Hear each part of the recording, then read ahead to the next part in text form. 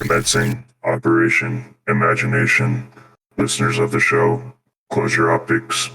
Imagine yourself relaxing, enjoying your favorite podcast, and having a good time. Open your optics. This is not that. Now that your standards have been set high, it will be much easier to surprise you. With that out of the way, let us continue the show.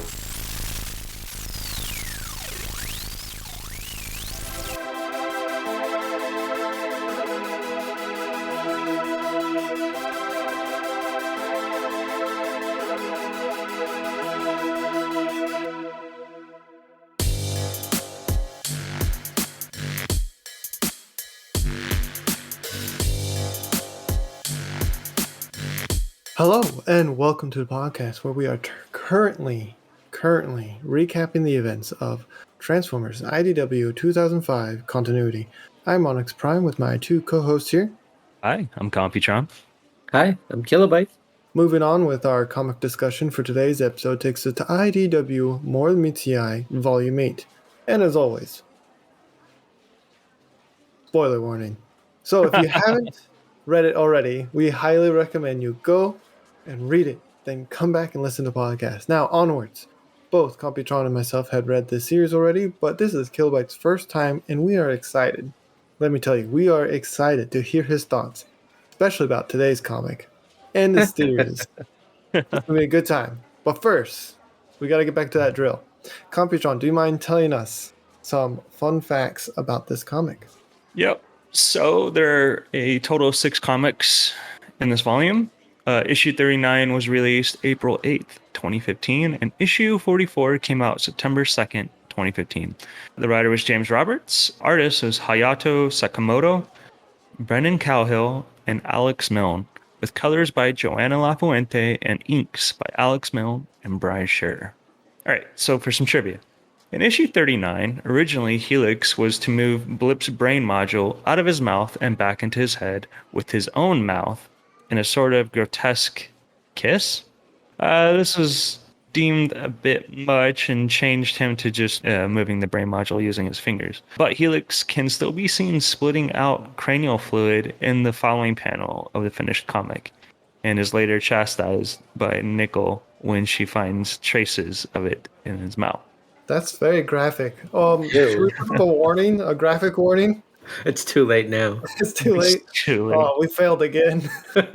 Too late. Okay, so issue 42, a deleted scene for this issue would have had Minimus Ambus perform what could only be described as a striptease using the Magnus armor to the Bee Gees' Staying Alive. What? What? Wow. What? Magnus? Tragically, the scene was cut because it would be completely out of character for Minimus Ambus. Yes. Yes, accurate. No mood setting here. Gosh, it gets so much better.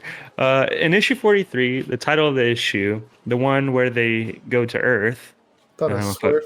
air quotes around that one, uses the same naming scheme as the TV show Friends, where nearly every episode was the one in which something happened.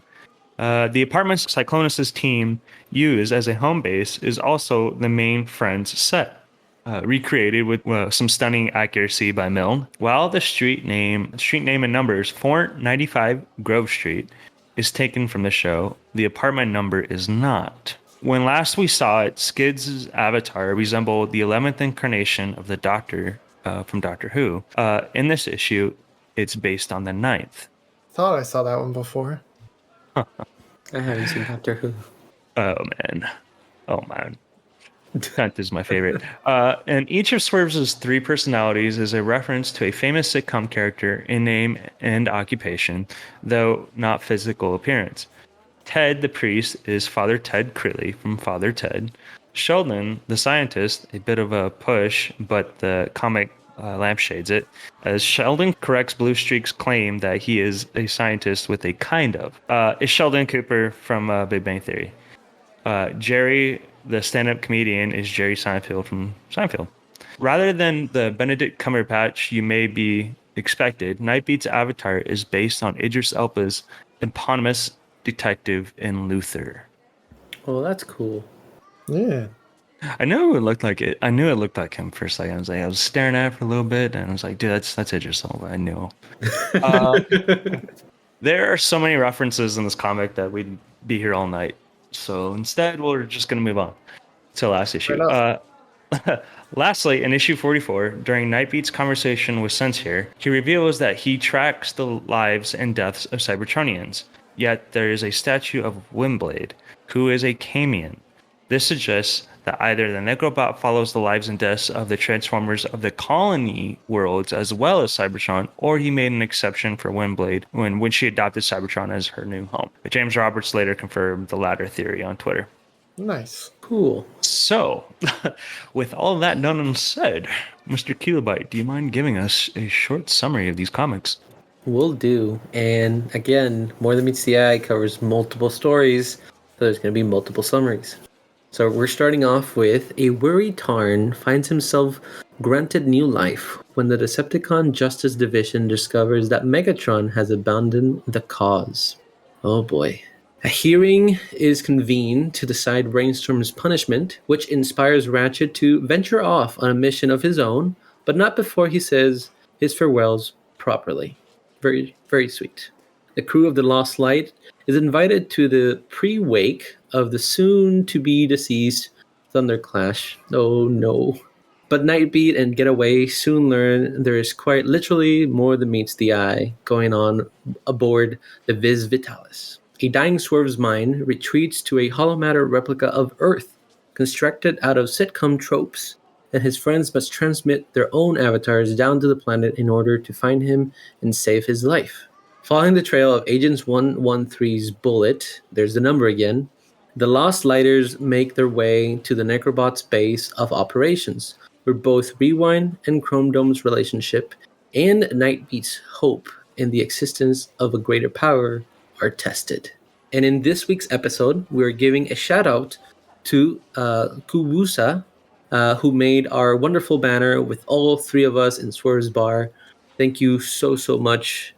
You can follow them on Twitter at Kusaki-chan15. Go give them a follow. They are awesome, beautiful art.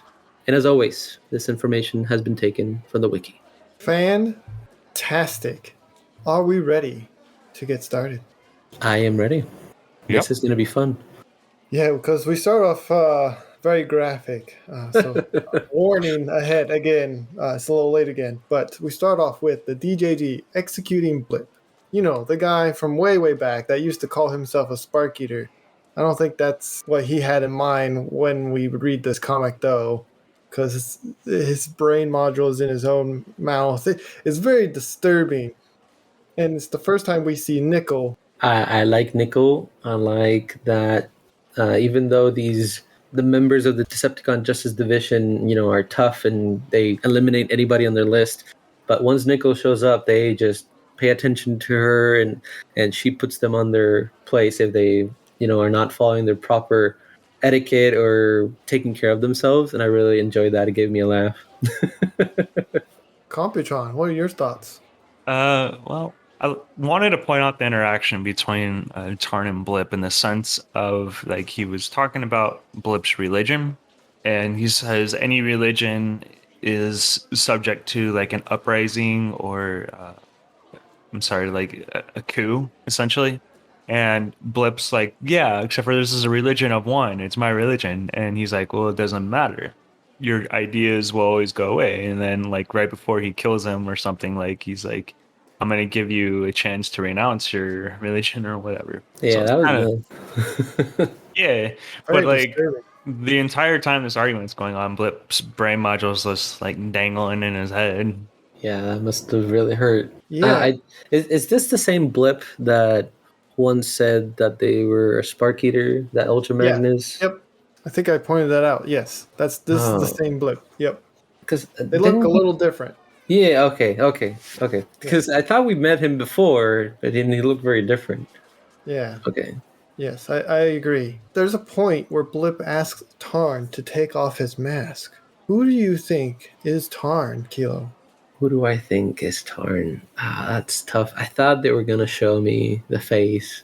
Not that I could recognize, probably, but I have no idea. I do like that he says that the reason why he has the mask is so that nobody notices when he closes his eyes. So I don't know if he like kills because of his job and it's part of what makes him the Decepticon Justice Division, and but he doesn't really like it, or if it's just like sometimes it might be too much. I don't know. It's just interesting. I want to learn more about Tarn because it's very hard to have theories when his alt mode and his body shape is very different. So it could have been modified, and it could be somebody we've already seen. But since it's been modified, there's a face mask and everything. It's just very hard to tell at the moment. Yeah, if that's the case, I agree. What is our thoughts on learning more about the interaction of the DJG and the other Lost Light? You know, the one where everyone died. And then eventually, what is our thoughts when Tarn learns about Megatron? I think before we get into that, I'm going to need every single one of you to fill out your personal, what's it? Personal development plans. The future of this podcast is at the rest, or is held at the power of the internal administration. Are you taking over? Is what I'm hearing? No, I'm Because I will talking about the gladly comic. I'll give you the reins. Give you the reins. Here you go. Go on, Computron. You can start filling out the taxes and shenanigans. I don't know. I'm just wanting your personal development plan. Like, how do you plan on being better? Oh. Let's see. Can I get back to you on that? Yeah, Does it have to be on the spot? A sick leave. Yeah. So, one of the things that I loved about this was like the interactions was Tarn. After every time they go and check somebody off the list, they have each and every single member of the DJDs fill out personal development plans. And then, like, one of my favorite scenes is just Tarn sitting there giving Helix the ice cream sandwich. That was kind of sweet. Like Helix was very scared when Tarn wanted to talk, and I'm like, wow, they're even scared of their boss. So I feel like there's like they're a team, but there's still no trust in that unit. So it's kind of interesting. And I have a question. Behind Helix in that panel, there seems to be Tarn stars, or are those just extra masks? Kind of like the Rod stars that Rodimus gives out. Which page are you talking about? Right now I'm at 12. Helix is sitting, and then in the background you see some like Tarn masks, but they look like they could be Rod stars. That is an excellent question. They look like they could go either way, right? Yeah, so they could be extra mask, or it could just be like, here, have a Tarn star. That'd be funny. That'd be hilarious, actually. Looks like we got to change our rating system. Yeah, I do not know the answers to that. Maybe we can get a hold of the human James Robert, and he could answer that. Okay, we'll bother him on Twitter Yeah. until we get our answers. Listeners, if we find out, we'll let you know. Yes. So stay tuned for that. Philo, what were your thoughts when Tarn found out about Megatron quitting the Decepticons and becoming an Autobot? I found it not necessarily super interesting because Tarn is very for the cause, right? I don't know if patriot is the correct word, but like him, injecting all that energon, like boosted energon that they've been mining and processing. I'm assuming he was trying to put himself offline through the means of getting all that energon into his body that's not really regulated. I could see him doing that since he's such a for the cause, and since there's no more cause, he feels like there's no more place for him.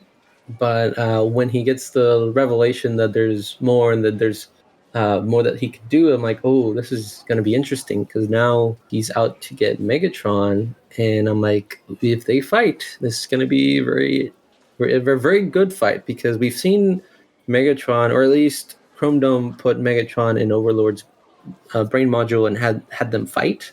So if that actually happened and Megatron defeated Overlord every single time, I wonder how it's going to be with Tarn, because they should be both Phase Sixers. So this is going to be a very powerful like Clash of the Titans kind of thing. Yeah, it's interesting. Yeah. So I like that the first thing the Tarn does is add a Megatron like straight to the top of the list. Yes. Yes. So much so that like he decides that he wants to join forces with Deathosaurus. And what I appreciate about Deathosaurus and other groups of Decepticons is they all hate the DJD. And it's either like through fear or through the way they do things, they dislike them. But Deathosaurus, when Tarn first shows up, thinks that it's because he is on the list, because he's decided to make his own group of Decepticons and decide to try to kill Tarn. But because Tarn is both a 1%er and a Phase 6er, with the most terrifying abilities, he's not really left a choice and decides to join them. What are our thoughts on that? I thought it was a cool interaction because Destosaurus is kind of like testing Tarn at the same time as Tarn is kind of like getting him to join him and trying to convince him that he's not there to put him offline. And I really like the banter between each other. That was very fun. Yeah. I really like the integrity check that Deathosaurus did on Tarn in the sense Absolutely. that, yeah, like, so in the sense of what Deathosaurus said, like, I'll join you in your new campaign or your new war, but before I do that, you have to kill the rest of your team. And Tarn said, no, absolutely not. And Deathosaurus is like, all right, yeah, I'll join you. I needed to check your integrity to see if you're a man who loves his followers or whatever. It's like, okay, duh. Right. Yeah, no, that was good. He's a good commander. He's one that would be the most understandable of things. He's not like ruthless, if that makes sense. Yeah. Well, then he's a man that leads, not a man that commands, kind of thing. I don't know. Yeah, Yeah. I see what you mean. Yeah. So Yeah. moving along. Wait, before we move, one quick So not thing. moving along. Just one quick thing. I just noticed it. There's I think it's Destosaurus's ship. Looks kind of like the Rod Pod. It kind of What? does, doesn't it? Yeah. Is this Tarn like an evil version of Rodimus kind of thing? Is that what's happening It's not here? necessarily a rod pod. It said it was like his war planet or something. Like, Yeah, it just kind of has the same shape and kind of like eyes. yeah, his war world, and like that's just, if you think of it, like, I thought what I got from it was it was kind of like a gladiator world, but it wasn't. Okay. Well, moving along. Moving along. So we're going to jump to the next issue, which takes us back where we first left off. But there's some loose ends that we got to tie up before we continue forward. And that is Ratchet, the story of Ratchet. And this is kind of like his like resignation. He's checking the last few things off before he leaves. What are your thoughts on all that? Where he talks with everybody, talks with 10, does the checkups. I thought it was very well put together, and like I really didn't understand what was going on because like first aid says, am I thinking what you think? I think what you think you're doing or something like that. I just got it all mixed up, but he kind of says like, are you doing what I think you're doing?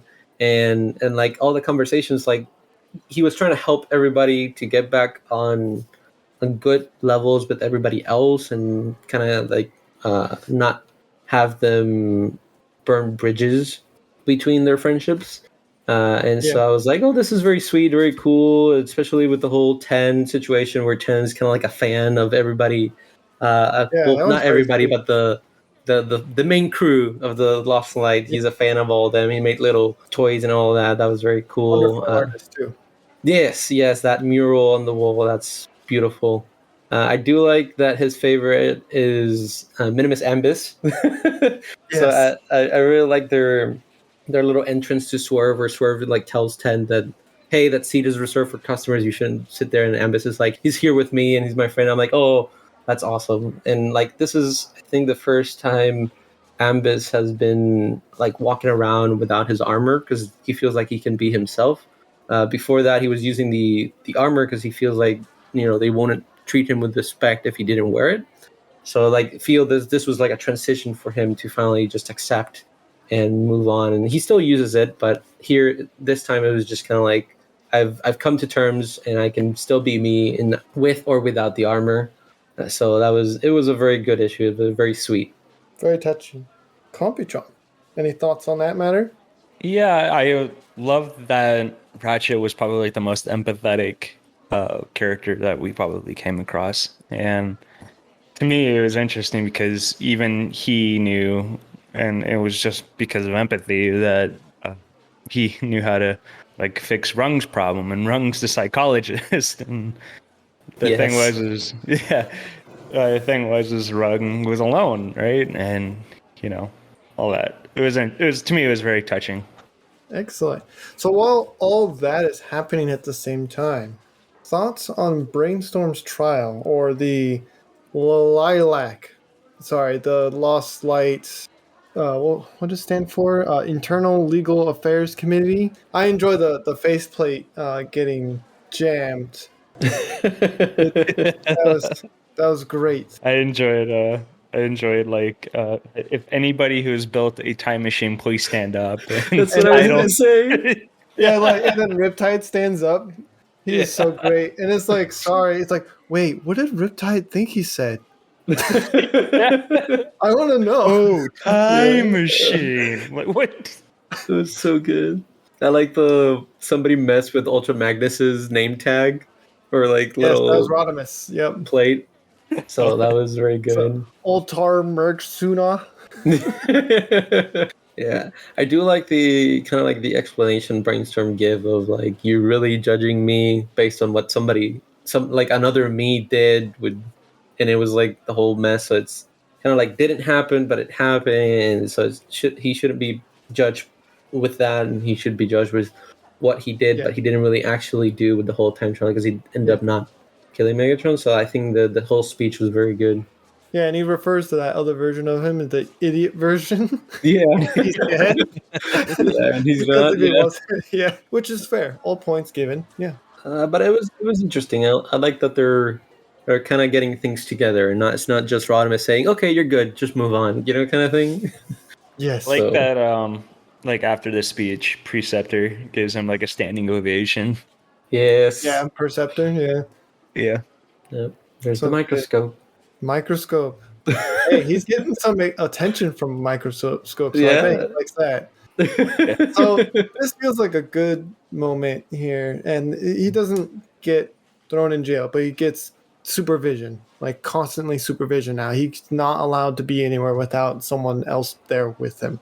So with that all said and done, let's take a quick ad break. Let's play Who's That Bot? Hey, Computron, what you drinking there? Just some injects. Swerve said someone at the bar bought me a drink. Nice. I noticed you've been tired lately. Would you be interested in... Nope. Onyx already gave me some. I don't want any more K juice. Not taking any chances. Even if the podcast needs Shanix, we'll find another way. About that. You didn't. You did, didn't you? I bought you that drink and mixed it with K-Juice because I thought you would like it.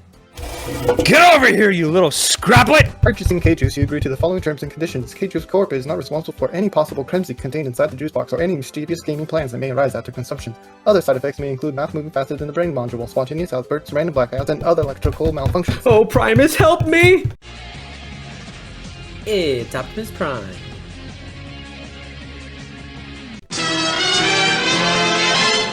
And welcome back. So, let's talk about poor Thunder Clash. Kilo, this is your first time reading. When you were starting this, did you have any theories on why he wasn't doing so well? I know there was mention on him having an old past injury. What are your thoughts of what's going on at this point? When I first started reading, I thought he was actually offline because he's painted grayed out, and they were leaving their innermost energon outside for him, and so I thought he was actually offline already because they did mention that he had a critical injury to his spark, and he wasn't going to make it too long. So I was like, okay, he's gone, and I thought the whole issue was going to be about kind of like in his memory and everybody kind of like coming together to celebrate this Autobot hero. Yeah. And along with that, we get some introduction to some new characters. Computron. Let's start with the first appearance, Firestar. What are your thoughts on Firestar? Because I think they are smoking. Gorgeous, right? Firestar was probably That's a my joke because their favorite. head's on fire. Yes. I said, oh my god. I got it. Well, it's for Yeah. the audio audience, you know. Oh, In I case you're not I seeing see. us on YouTube. So, yeah, go ahead, Computron. Sorry. Yeah, Firestar.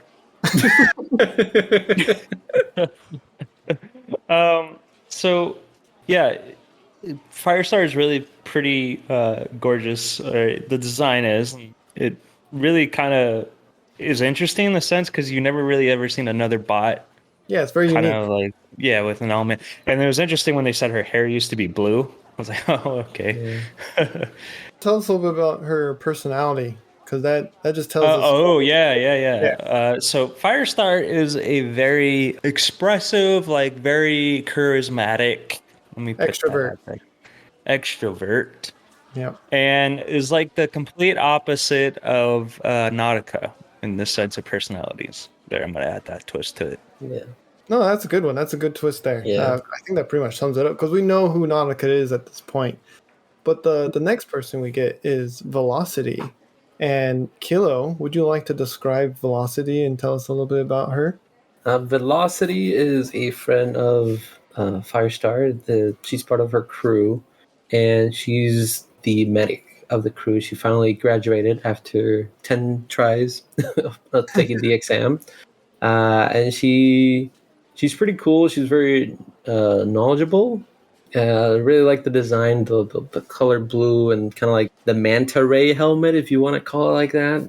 It's very unique, so I really like it. And she's very new to the whole medical aspect, so she kind of like she recently graduated. But other than that, she's kind of like very detailed of everything that's kind of like going around her. Yeah, she's kind of at times stands in as our ask questions person, right? It's for the audience's sake. Yeah, Ask questions and then let everyone else kind of the readers know what's going on, which is great.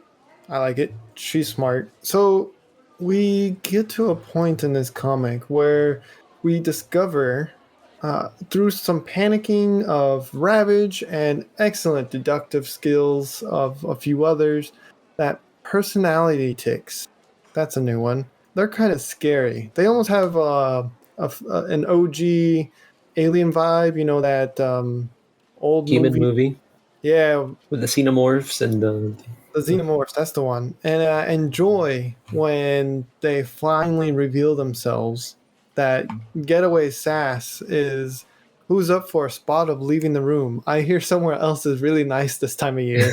That's fantastic. I mean, for reasons later down the road, we don't like Getaway. But that was a good one-liner. Two-liner, technically? What are our thoughts on personality tics? I didn't know they were real. Should we? Are we safe here at the Swerve? I think between the three of us, we're covered based on the solution as given in the comics. Okay. Okay. Good. And we'll talk about that here in a second. Yeah, but they're very creepy and they're very interesting looking as well because they look like for the humans out there, they look like barnacles, kind of like the fiber Yeah. organic barnacles. yeah, and you can't see them because they kind of have like those deflectors, and then when they do attack in the comic, they kind of become these bipedal alien creatures with huge claws, but then you can still see part of the barnacles on them. So they're very creepy. Yeah, that's an understatement. But they combine together to make like this, beast looking thing. I don't think this one's combined. Well, they What's- merged. They all come no, like no. they merged, but it was like no, we've gotten that far. It's the in gosh, what was the comic with Bumblebee and Rom versus the Transformers? Oh, the Those are wraiths. wraiths. The Those are wraiths. wraiths. Yeah. The Wraiths, right? You know how like the Wraiths kind of can combine a little bit. Yeah, At least could when they make infect the you. giant monster, right? Yeah. Well, they infected Ultra Magnus in that one, and so it just mutated him. Oh, Yeah. Yeah, these are different. This is a whole different species. Yeah, but I can see the kind of like resemblance because they do have like the big claws to the wraiths and all that. yeah. I think it was also Alex Milne that designed. Yes. Yes, Okay. it was also Alex Milne. Absolutely. wonderful art. What are our thoughts on the ending of the personality ticks, where too much charm kills them, and how someone else that's not Nightbeat figured it out because they're less flashy, Skater, Flex, and Boar. I found that so hilarious. I'm like, I've never heard of you bots, but here you are saving the day. Because they're like, how did you get here? I just sent the warning out. And they're like, oh, someone else figured out because they didn't want to be a show-off. Yeah. I thought that was hilarious. I do like that the way to defeat them is have Rodimus and Megatron into the room and they just have too much charisma and too much negativity at the same time and they just go burp. Yeah, it's like an overdose, right? They OD on personality. So that's why I kill. I think all three of us are fine, and we're probably protecting this bar. Yeah. Well, that's good. That's reassuring. You're welcome. Moving along, Kilo, Computron, what are your thoughts on the Swerve arc? The disappearing, the Earth that's following them, the overall story arc. Like, what are your favorites? Because there's so many references. We can go on for on and on. I just want to know what your favorite scenes are from here. I like that they kind of, in this storyline's kind of fragmented. Like, they'll throw us right in the middle of it with their hollow avatars, and then they go back and show you how they did that kind of thing. Yeah. Yeah. I like that storytelling. Like some of the sitcom setups. Yeah, exactly. Yeah, I really like the avatars for everybody. I feel like they're very spot on to each personality. Like Rodimus has a headband and looks like kind of like Marty McFly with that vest and everything. I thought that was pretty cool, and especially Megatron's would kind of like looks like the evil bad guy in human comics with the cane and the cape and everything. It wasn't a cape; it was kind of like a trench coat, but it looks very cool. Yeah. I think one of my favorite scenes is when Rodimus gives everyone a Earth download to get caught up on Earth culture, and then someone's reading it out loud and says, what does it say? It says, Inception, double rainbows, believers, mansplaining, it's all here. Oh my goodness. Yes. From what I understand, that's pretty relevant to Earth culture. You gotta make sure you have your bases covered. Always the conversation with Inception and mansplaining. I feel like that's the same thing, actually. Believers expired. Is it expired now? They'll always be believers. Wow. I do like the fourth wall break with Tailgate reading the More Than Meets the Eye comics. Yes, I do like that where he's like, oh, if you skip forward, we're at the now, and it's kind of reminded me of the Spaceballs movie. Where they do the rewind and you're like, you're in the now. That was then, so it was that was pretty funny. Stop.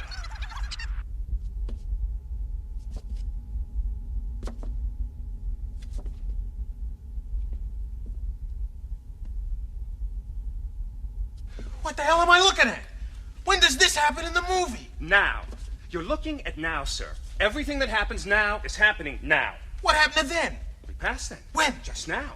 We're at now. Go back to then. When? Now. Now? Now. I can't. Why? We missed it. When? Just now. That's entirely accurate. Yeah, that's good. There's a lot of references in this one. Good.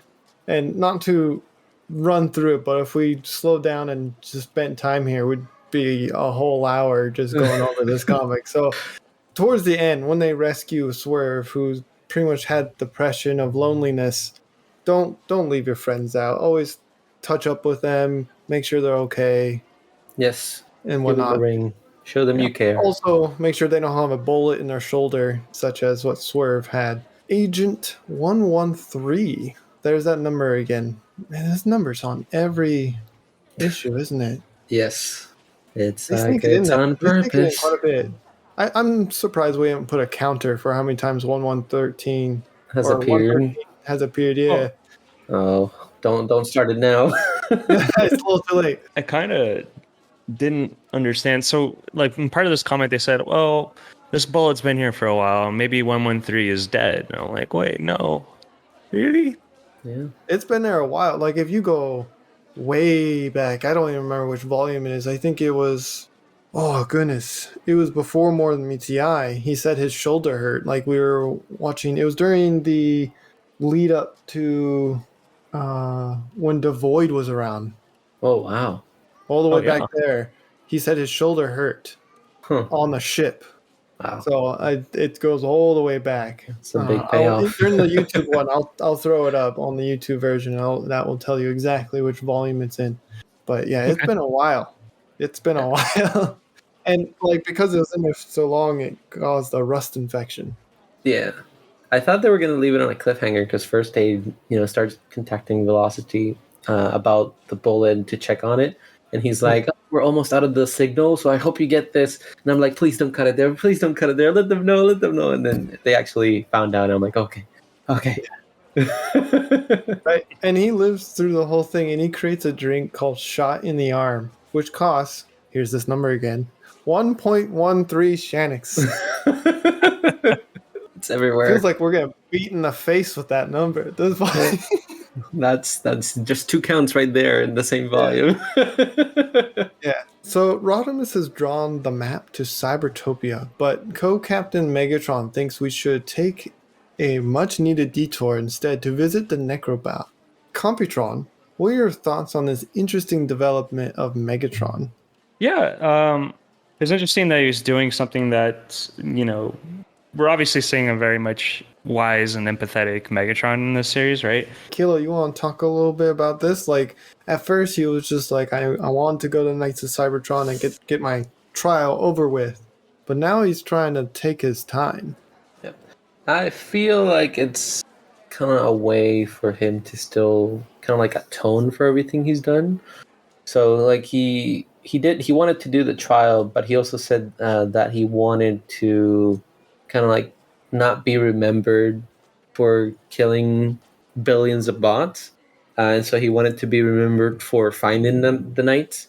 And so being here with the Necrobot, and this being a place of bots that have been gone and their spark has gone to the after spark, it might have made him kind of like try to find a way to still be remembered, even if he finds the Knights of Cybertron, still do something else and kind of atone for everything he's done. Yeah. A follow-up question for you, Computron. We eventually get to the Necro World. And tell us a little something that you want to talk about the Necro World that you've been holding on to all the way back in the Since very Origin. first season, since Origins. First, let's tell us a little bit if Necrobot is real, and then tell us your thoughts and about the statues and the flowers, and then lead up to that thing about Megatron. Okay, I'm gonna make it juicy. So when we arrived to the Necroworld, we're first met with a bunch of statues. Windblade's there. We see Skids. We see B statue there, and each statue is just there to essentially represent somebody that's going to die or somebody that has died. Around each of these statues are blue flowers, and in these blue flowers is like a light pattern, and like it looks like a circuit board, but it's like a light pattern. And in order for that light pattern to be that bright on these flowers, it has to like acquire at least like 12 inner essence of an energon or something. Yeah, 12 essence of a spark. The spark. Yeah. Yes. So each flower represents 12 people or person that have been killed by that 12 bots that have been killed by that person.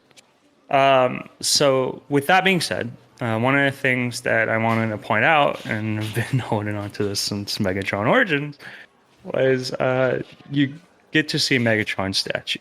And his statue looks like there's just an ocean of these flowers around him.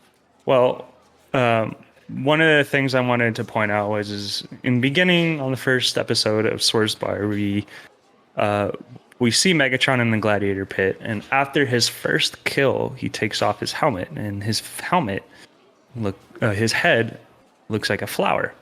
So I'm assuming like that kind of signifies his first death or first kill, and then the last time we see Megatron is currently right now there's an ocean of flowers. Yeah, and what's interesting is like when we first arrive on the world, there's statues. You can see statues everywhere because there's flowers and there's enough room for more statues to be by. But when you get to Megatron's statue, you don't see another statue at all, even on the horizon. It's like he has his own continent of flowers. His little corner, Yeah. big corner, I would say. So, Kilo, what are your thoughts on Megatron and his flowers? I wasn't surprised that there were so many because it's a 4 billion year war, so he's probably taken down a lot of bots in this conflict, and I don't want to say rampage, but kind of like anybody that got in his way was either put offline or tortured and then put offline. So I'm not surprised there's this many sparks Yeah. or energon on his hands. It's like the humans have, like, once you get a certain number, it's hard to comprehend and see and visualize. Do you think Megatron seeing how many flowers there are helped visualize how many lives he has ended and maybe has had more an effect on him in this issue? I would like it to be that, but I'm not sure if he got the message of what the flowers are, because in the when we get to explain what the flowers mean, he's already left that area and went to look at his statue with Ravage. So I wasn't sure if he left as soon as they explained that, or he had left before, because we do see him talking with Ravage like by himself while everybody else is exploring the area. So if it did happen when the flowers got explained, I do hope that the scale of this war and everything he's done will give him a new perspective and show him the like all the bots he's killed, and maybe will help him change and actually do good. Yeah. And if not, then I hopefully somebody else explained it to him when he got to the ship. Is there any other things we want to talk about before we move on to Rodstar rating? Yes. All right, take the floor. The last bit I wanted to point out is kind of like the cliffhanger that it kind of leads you off on, which was there's this mural of not the technically dead, but the missing bots. Nightbeat was one of those people, but on the bottom it also had Minimus Ambus. Dominus Ambus. Dominus and Minimus Dominus. Yes. Yeah. I found that very interesting because the Necrobot explains that all the statues are bots that have been put offline, or they might still be online, and then when they do pass, they'll be marked as offline.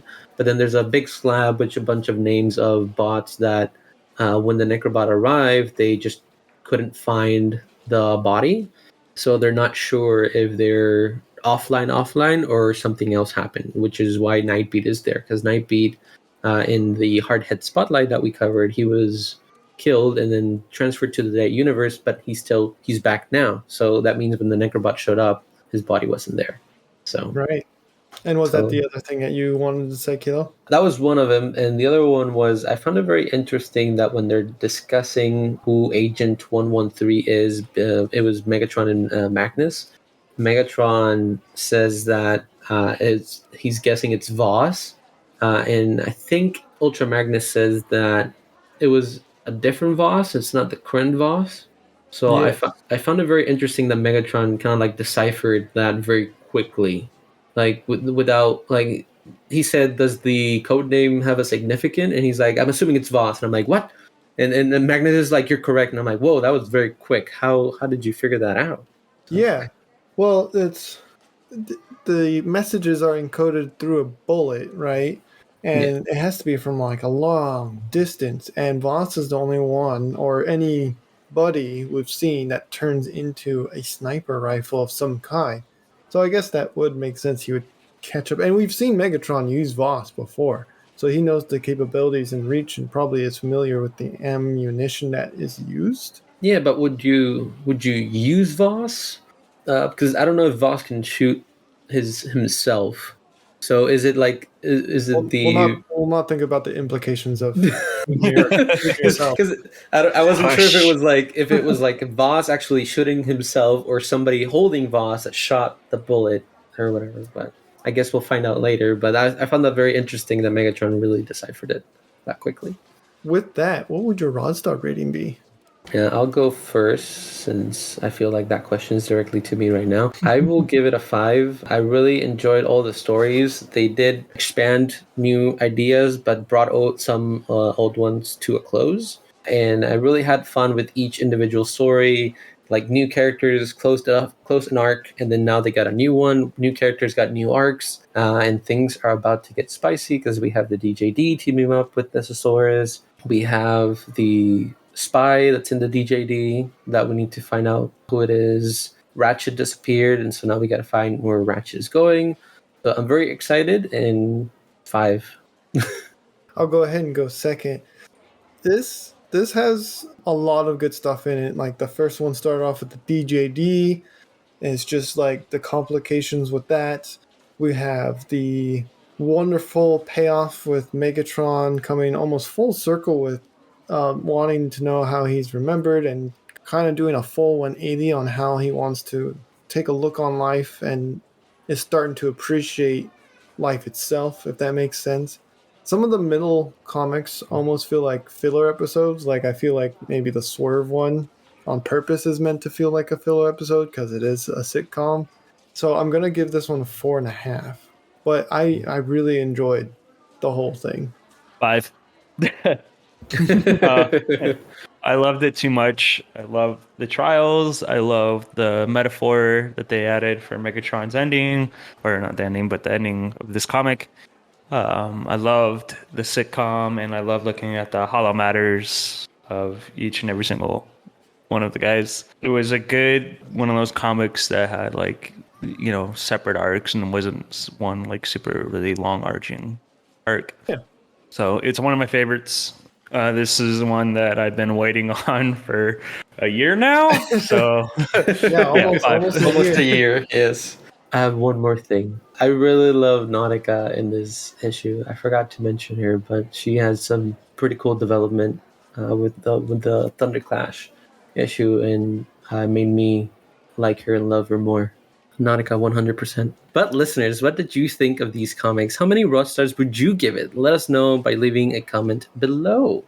We don't have any emails today, but if you would like to get in contact with us, you can send us an email at swervebarpodcast@gmail.com. That is SWERVESBAR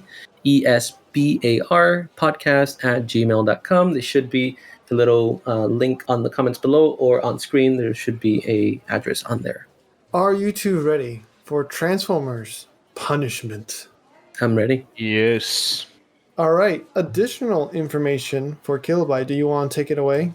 Yes, I started streaming on Twitch, on the platform known Twitch back on Earth. You can find me at twitch.tv/Kilobyte Prime. I do tend to stream at 8 p.m. Pacific time because that's when the signal from Cybertron reaches Earth. And I do tend to go on Tuesdays and Thursdays. And right now I started playing the Transformers Battleground game. Pretty fun, kind of hard at some points because I try to take down everybody. But you can see more when you see me live. Yeah, tune in and give him a follow. Yes, a follow would be appreciated. If you've enjoyed this episode, consider sharing it with your friends and subscribing. If you want to help out the show even further, we have started a Patreon. Details will be below. All of the proceeds will go to supporting the show and keeping the lights on. Of course, we have some tiers that offer other forms of gratitude, such as several 3D files and access to our Discord channel, and you can chat with us live. And as always, we hope you're all staying safe out there and having a good time. Thank you so much for listening. Till all are one. Till all are one. Till all are one.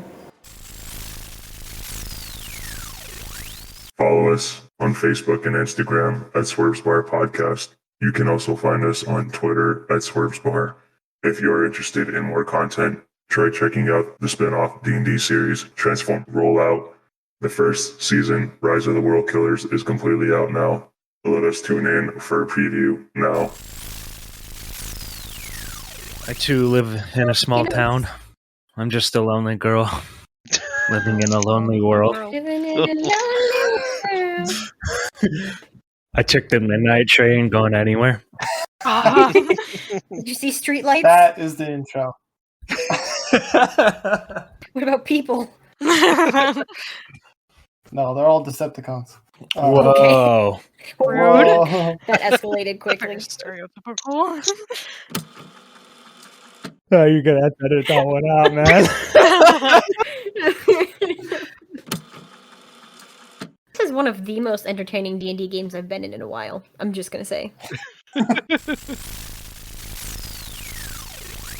Fascinating. There's also a YouTube channel with bonus content with a link provided below.